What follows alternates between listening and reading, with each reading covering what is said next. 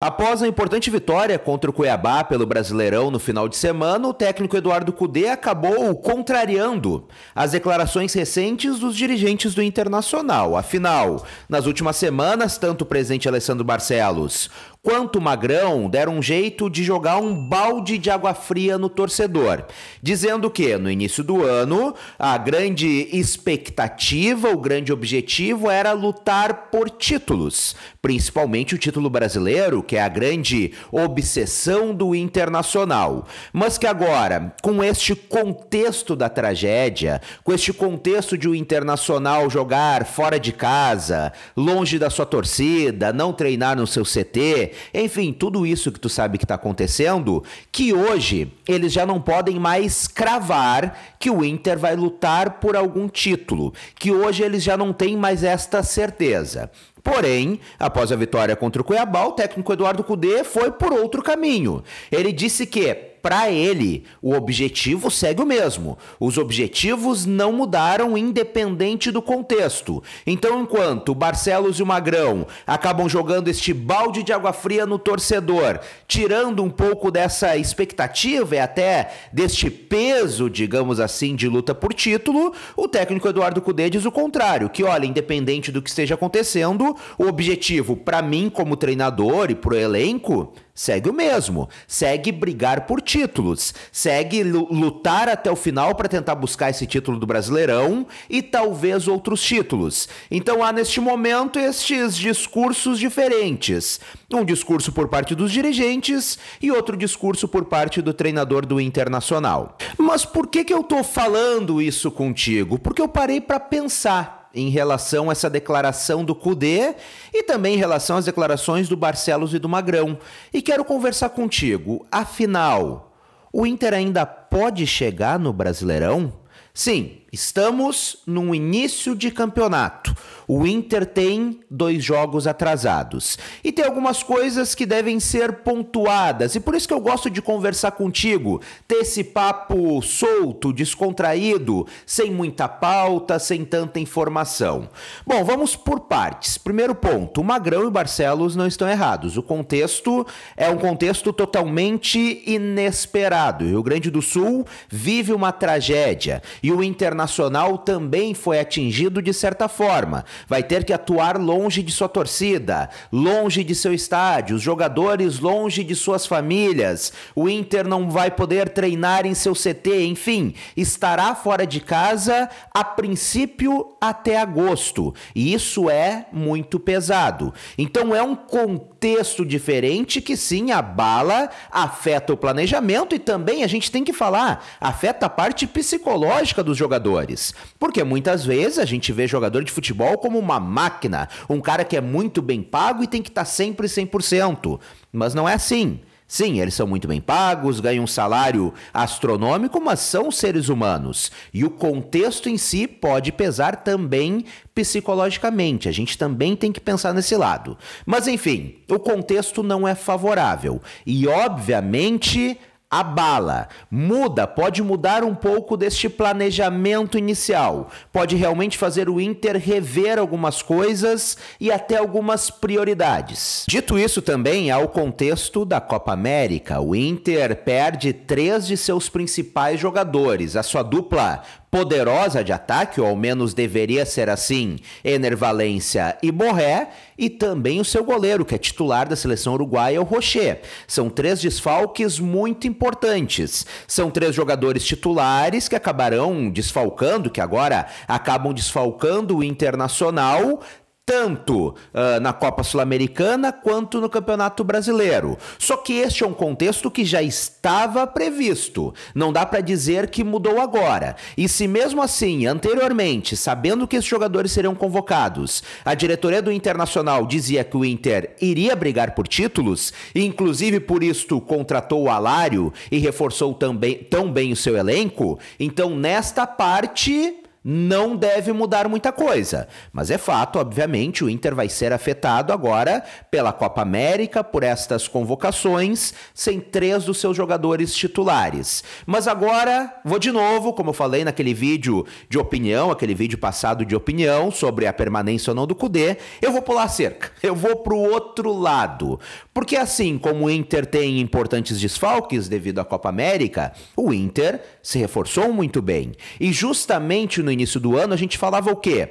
Que o Inter montou 2 times, que independente quem saísse, tinham reserva à altura ou muito próximo dele. Inclusive a gente falava, antes do Borré chegar, bom, sai o Ener, entra o Alário, que é um baita atacante. Sai o Arangues, tem o Thiago Maia, tem o Fernando, saiu o Wanderson, tem o Wesley, enfim. O Inter realmente montou, no papel ao menos, 2 times. Tem jogadores de muita qualidade. Então, assim como eu sei que impacta estas ausências, o Inter tem peças muito boas à disposição. O técnico Eduardo Kudê tem peças de reposição à altura, ou muito próximo disso.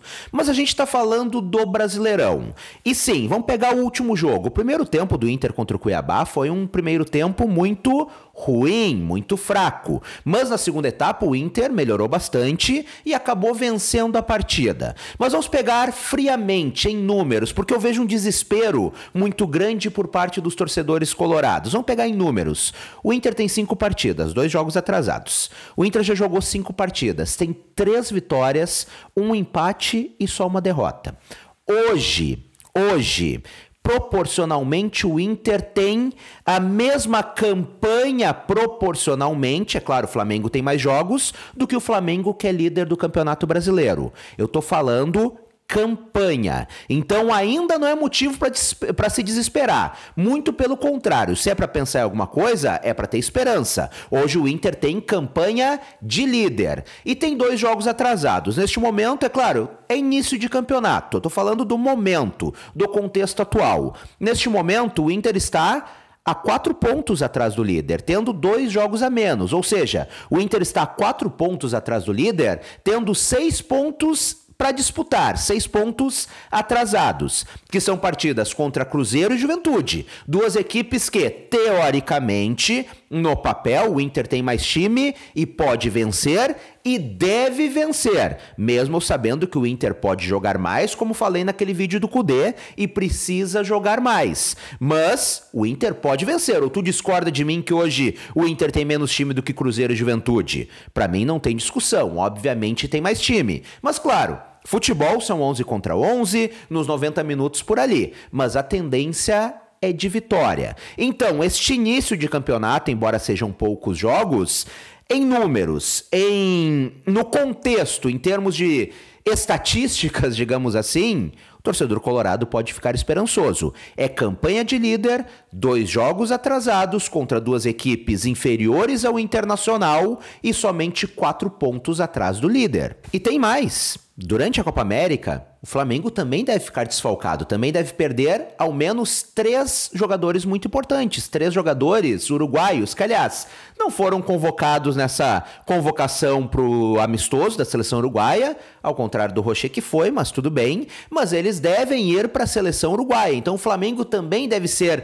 impactado por esta Copa América, não somente o Internacional. Então hoje, embora eu saiba que o Inter deva jogar mais e já mostrou que pode jogar mais do que vem jogando, e mesmo eu sabendo de todo o contexto do fato de o Inter ter que jogar longe da torcida, longe do Beira-Rio, tudo que eu já falei por aqui, eu vejo o Inter com um elenco qualificado. Eu vejo o Inter, mesmo com os desfalques da Copa América, com um time qualificado. E que, até o momento, nestes 5 jogos do Brasileirão, sim, me dá esperança de que o Inter pode brigar pelo título. Se vai ser campeão, não sei. Mas de que sim, pode brigar pelo título.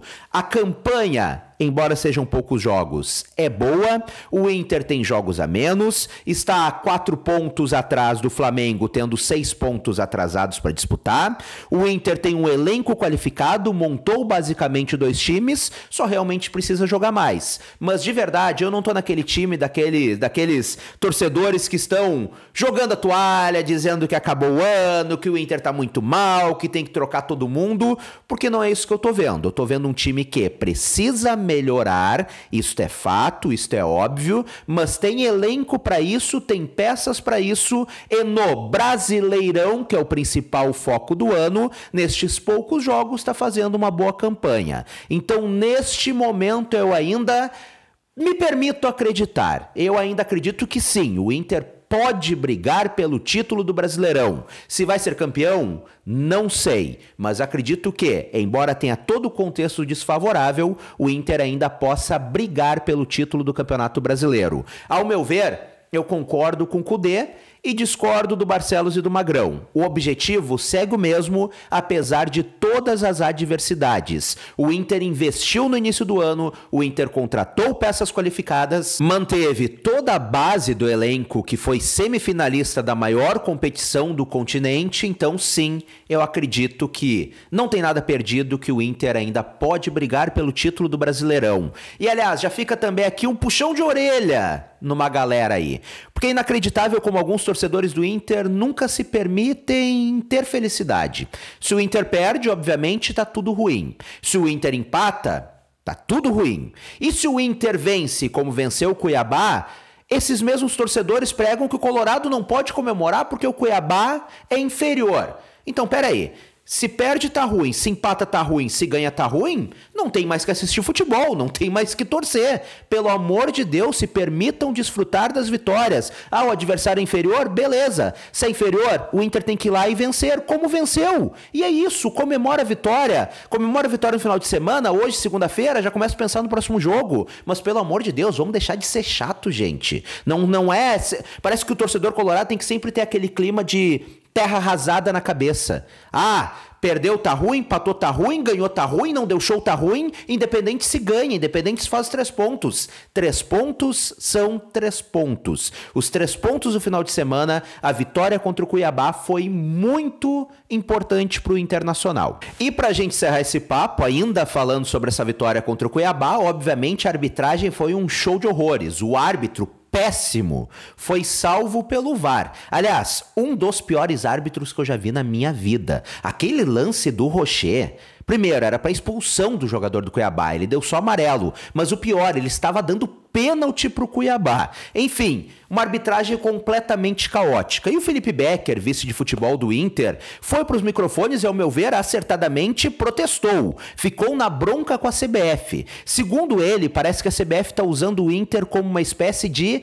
laboratório. Isso porque, em Inter e Palmeiras, a CBF já colocou um árbitro estreante em Série A. A gente conversou sobre isso por aqui. E o presidente Alessandro Barcelos, inclusive, já protestou na época, não gostou, mas beleza. O Felipe Becker também citou o Inter Atlético Goianiense, onde a CBF, pela primeira vez na história, colocou uma equipe totalmente feminina. Ele deixou claro, nada contra elas, mas foi mais uma vez uma estreia envolvendo o Internacional. E agora, nessa partida do final de semana contra o Cuiabá, com essa arbitragem patética e caótica, também foi uma estreia de árbitro na Série A. Então, dos 5 jogos do Internacional no Brasileirão, 3 envolveram estreias em jogos do Internacional. 3 envolveram fatos inéditos justamente em jogos do Internacional. 3 das 5 partidas. Então, o Felipe Becker diz o seguinte, que parece que a CBF está usando o Inter como cobaia, parece que está querendo usar o Inter para experimentar coisas novas, colocar árbitros inexperientes, fazer estreias de árbitros na Série A, e que o Inter não está gostando disso. E realmente, me parece uma atitude meio estranha por parte da CBF, porque assim, eu entendo que árbitros precisem estrear, é óbvio, vão estrear no jogo do Inter, no jogo do Grêmio, do Corinthians, faz parte, em algum jogo eles vão ter que estrear, mas porra, em 5 jogos, 3, a CBF inventar estreias e mudanças justamente com o Internacional, É estranho. E, ao meu ver, faz bem o Felipe Becker em protestar, em falar isto publicamente, em expor para o Brasil inteiro o que está acontecendo, para todo mundo ficar ligado. Porque é uma conduta, é uma atitude diferente, inesperada por parte da Confederação Brasileira de Futebol. E antes da gente encerrar esse papo, comenta por aqui. Eu quero o teu comentário, a tua opinião. Até onde o Inter pode chegar nesse Brasileirão? Tu tá no time dos mais otimistas, como eu, ou tu é do time dos mais pessimistas e acha que não vai dar? Comenta por aqui. Vamos trocar aquela ideia bacana de sempre. E tu, que é colorado, gosta sempre muito bem informado, não conheceu o canal, gostou do papo? Clica aqui embaixo em inscrever-se e ativa as notificações no sininho. Um grande abraço, saudações coloradas, até a próxima e tchau, tchau!